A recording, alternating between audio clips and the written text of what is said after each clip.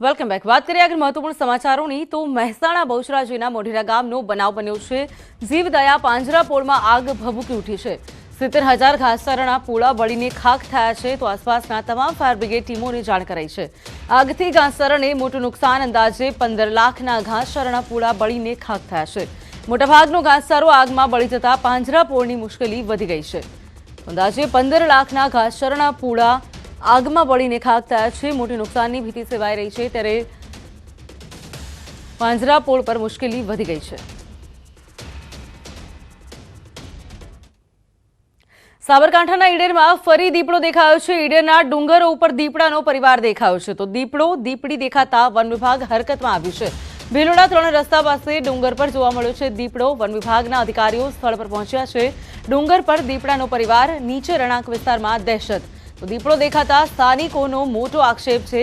ઈડરિયાગઢ પર ખનનને કારણે વન્ય પ્રાણીઓ સ્થળાંતર કરે છે। રણાંક વિસ્તાર પાસે દીપડો દેખાતા રહીશોમાં દહેશતનો માહોલ જોવા મળી રહ્યો છે।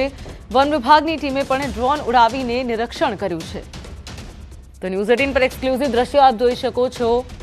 ગેરકાયદે ખનનથી દીપડો આવતા હોવાનો આક્ષેપ છે અને આજ મુદ્દે વધુ વાત કરવા ફોનલાઈન પર ઈશાન જોડાઈ ગયા છે। ઈશાન, દીપડાને લઈને હમણાં થોડા દિવસ પહેલા પણ ખબરો આવી ચૂકી છે। દીપડાના દહેશતના કારણે ઘણા લોકો પર હુમલા થયા હતા અને હવે ફરી ઈડરમાં પણ દીપડો દેખાયો છે।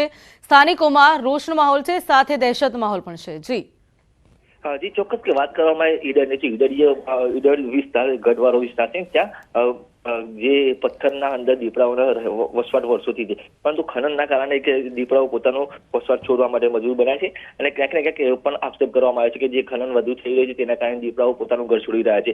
આ થોડા દિવસ પહેલા જ પણ દીપડો લાલોલા સીમમાં પણ દેખવા મળ્યો હતો અને આજે ભીલોડા 3 રસ્તા પાસેનો જે ગઢ છે ત્યાં પણ દીપડો દેખવા મળ્યો હતો।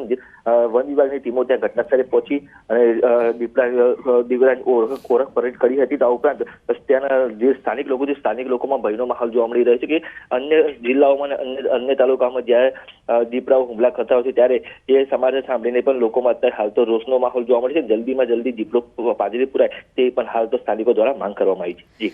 જી ચોક્કસ ઈશાન, પરંતુ અત્યારે હાલ જે વાત થઈ રહી છે કે ખનનના કારણે આ દીપડાનો જે પરિવાર છે તે ક્યાંક સ્થળાંતર કરતો નજરે પડી રહ્યો છે, પરંતુ આ આખી જે હરકત થઈ રહી છે એમાં જો કોઈ પણ દીપડો કોઈ વ્યક્તિ પર હુમલો કરે તો તેના માટે તંત્રની કેટલી બેદરકારી, જવાબદાર કોણ તેના માટે?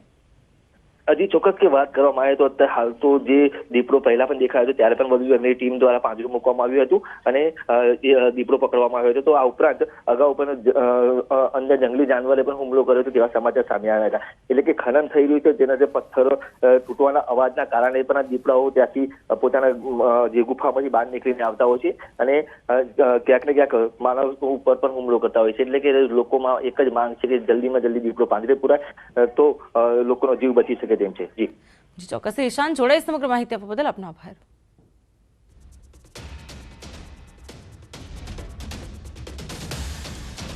વાત કરીએ આગળ સમાચારની તો દિવસે ને દિવસે વ્યાજખોરોના આતંકની ફરિયાદો સામે આવતી હોય છે ત્યારે ગોત્રી પોલીસ સ્ટેશનમાં બેફામ બનેલા વ્યાજખોર વિરુદ્ધ ફરિયાદ નોંધાઈ છે। તો અલકાપુરીમાં જ્વેલરી શોપ ધરાવતા સોનને વ્યાજખોરે બરબાદ કરી નાખ્યું છે। 44 લાખ સામે 52.60 લાખ વસૂલ્યા છતાં પણ 78.56 લાખનો હિસાબ બાકી બતાવીને હેરાન કરતા હોવાની ફરિયાદ સામે આવી રહી છે।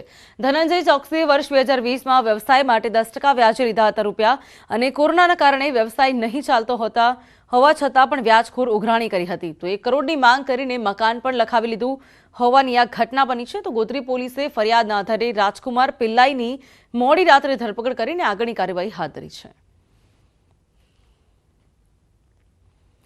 મોરબીમાં માળિયા નજીક ફાટકનું કામ થઈ રહ્યું છે। રસ્તો બંધ છે। કચ્છથી જામનગર જનારાને મોરબીથી ફરીને જવું પડશે। તો બપોરે 12 થી સાંજના 7 વાગ્યા સુધી આ રસ્તો બંધ કરાયો છે। માળિયા નજીક ફાટકનું કામ ચાલુ હોવાથી નિર્ણય લેવાયો છે। તો કચ્છ તરફથી આવનારાને જામનગર જવા માટે 40 કિલોમીટરનું અંતર વધી જશે। તો માળિયા નજીક ફાટકનું કામ ચાલુ હોવાથી આ રસ્તો બંધ કરાયો છે।